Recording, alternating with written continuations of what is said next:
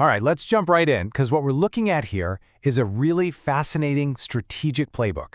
It's all about how you can take a massive problem and turn it into a huge statewide opportunity, using a crisis not as a setback, but as a launch pad. So that really brings us to the core question of this whole thing. What if a huge funding crisis, the kind that normally just causes panic and stress, was actually an opportunity in disguise? This is the puzzle right at the heart of this Kansas Regenerative Bridge proposal. So the story really starts with this two-part problem that's squeezing the agricultural sector in Kansas right now. It's kind of like a classic squeeze play. One problem is about what they've just lost, and the other is about what they don't have yet. Now, this slide really lays out the dilemma perfectly. On one side, you've got this funding vacuum. Recent USDA cuts basically pulled the rug out from under these really critical programs, support for local food businesses, for small farm innovation, and for making supply chains better.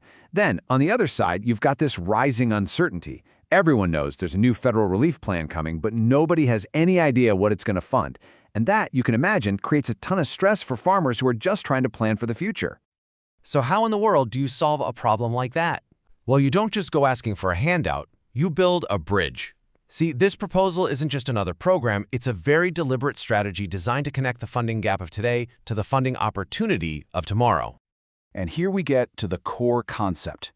The strategic bridge is a private sector regenerative infrastructure, and its job is twofold. First, fill the very real gaps left by those old funding cuts. And second, build a system that perfectly aligns with the expected goals of that new federal relief plan.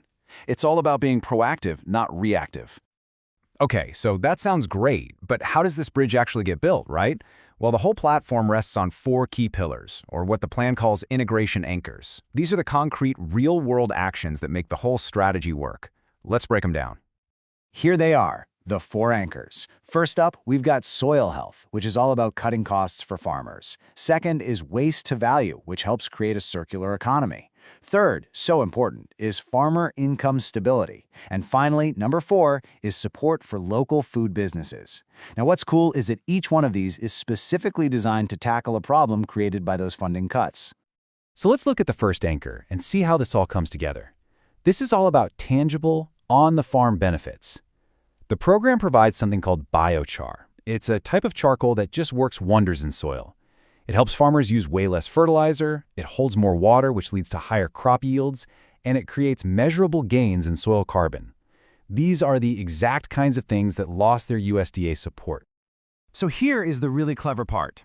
By providing these direct benefits, you're not just patching a hole left by a lost program. No, you are building a system that delivers the exact outcomes, things like resilience, lower costs, more productivity, that the new federal relief plan is almost certainly going to want to fund.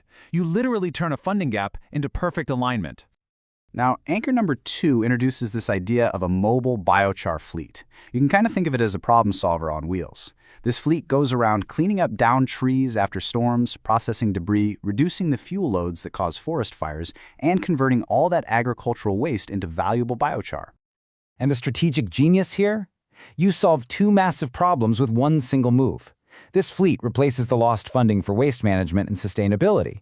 And it builds disaster resilience, which is a huge focus for federal funding. I mean, it is just incredibly efficient. Okay, on to Anchor 3, which tackles farmer income. Those old, predictable USDA payments, they're gone. So this plan brings in a really modern financial model, a farmer cooperative paired with a stablecoin architecture. Basically, it means creating a digital token that's tied to a stable asset, like the value of their land or their crops.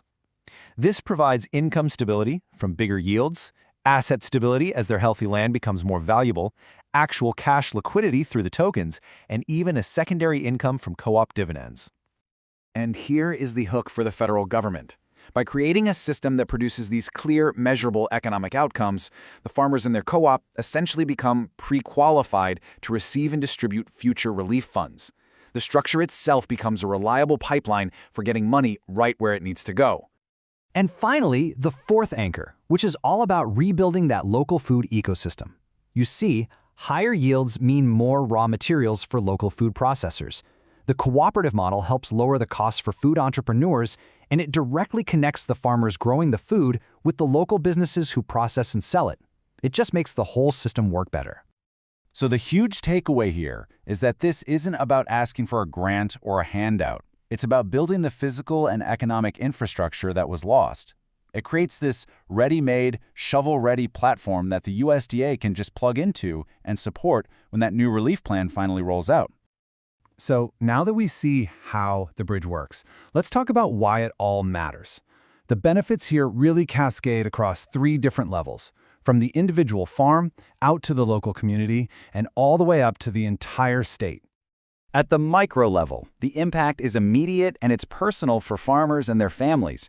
We're talking higher yields from their fields, lower costs for things like fertilizer, a much more predictable income stream, and an increase in the value of their biggest asset, their land. And on top of all that, they get actual ownership through the cooperative.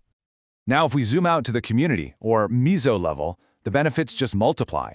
This platform creates real jobs in processing and operations. It helps revitalize rural economies by sparking new businesses built around this circular model. It strengthens the entire local food system and builds actual infrastructure that helps the community withstand disasters. And then at the macro level, the payoff is massive for both the state and the federal government. That disaster resilience infrastructure means lower costs for fighting wildfires and cleaning up after storms. You get carbon sequestration at a huge scale, a more stable food supply for the whole state, and you've effectively replaced the capacity of those lost USDA programs, creating the exact kind of stability the new relief plan is designed to fund. So, when you put all of these pieces together, it becomes way more than just a plan. It becomes this powerful, proactive pitch for the future, one that positions Kansas not as a victim of budget cuts, but as a leader in innovation. And this is the line that just says it all. This is the message you take to policymakers. Kansas lost federal food system support. We built the replacement. Now USDA can fund what works. It's confident, it's solution-oriented, and it's incredibly compelling. It's not asking for help, it's offering a solution. Which kind of brings us to our final thought. You know, this model was designed for the specific challenges happening in Kansas, but the strategy itself, this idea of proactively building the replacement infrastructure that aligns with future policy, is incredibly powerful. So the real question is, could this build the replacement model work in other states, or maybe even in other industries that are facing similar challenges? It's a fascinating idea to think about.